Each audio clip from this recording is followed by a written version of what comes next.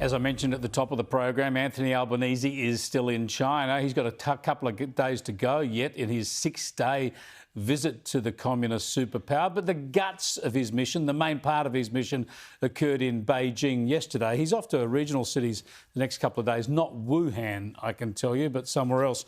Let's get some more analysis on this visit from Tom Switzer from the Centre for Independent Studies. He joins us live from Sydney. Good to talk to you, Tom. What's been your assessment of this trip and the way it's played out for Anthony Albanese so far?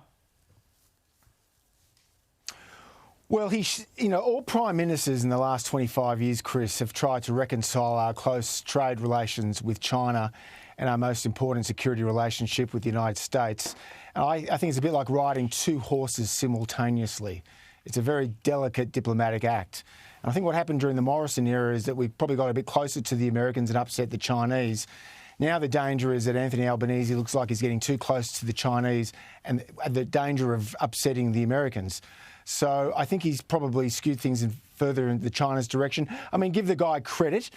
He has changed his position on the question of the lease for the Chinese company in the port of Darwin. He claims that he's had this position for 10 years, but the reality is he was only aping Peter Dutton during the federal election campaign. Yep. He's standing firm on that issue. But I think all things considered, from Washington's perspective, this will look like he's being a bit too close to the Chinese. And the task now is for the Australians to get better access now to the Americans. Yeah, he's certainly sticking firm on the Chinese port, on the port of Darwin and getting it out of Chinese hands. But it's clear that more pressure is going to come on that front. I'll give him one other bit of credit, and that is people have been trying to trip him up on the Taiwan question and some of the complexities there. And he's held pretty firm. I think his line's been pretty secure. Have a look at this. What we do is continue to support a one China policy.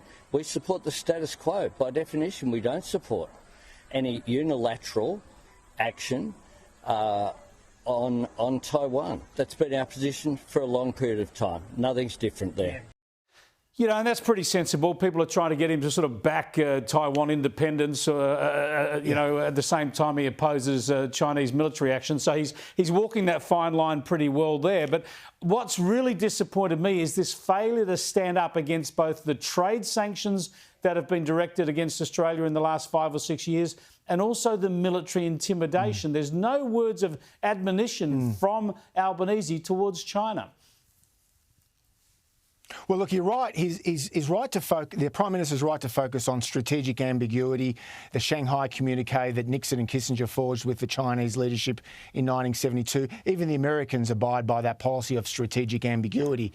But the problem for Albo is that on the question of China, he doesn't really do more to condemn the Chinese naval exercises in our waters.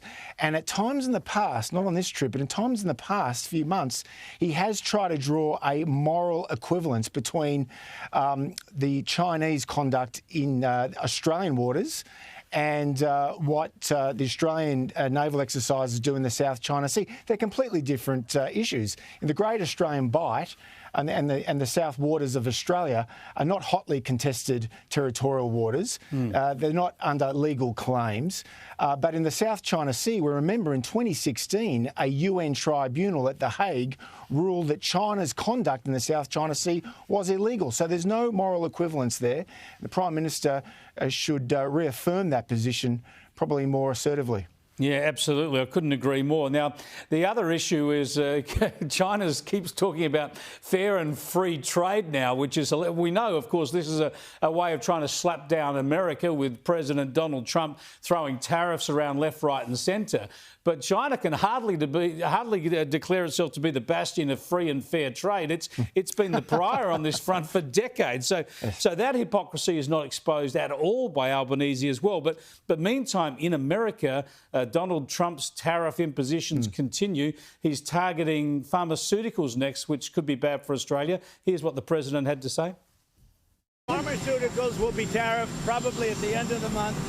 And we're going to start off with a low tariff and give the pharmaceutical companies a year or so to build, and then we're going to make it a very high tariff because we got to move them in. Look, there's two ways you do it. You make money or you have them move here so they don't have to pay the tariff.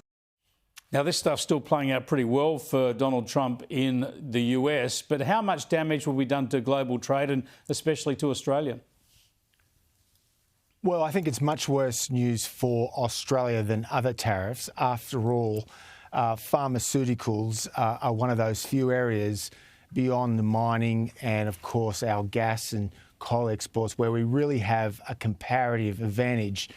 And our innovators do a tremendous job of converting complicated technology into commercial success. And that's no wonder why the ASX today lost $20 billion. Even more reason for Canberra to have greater access to Washington to try to cushion the blow. Yeah, Albanese needs to get that meeting with Donald Trump as soon as possible, doesn't he? Thanks for joining us, Tom. I appreciate it. Tom Switzer there from the Centre for Independent Studies.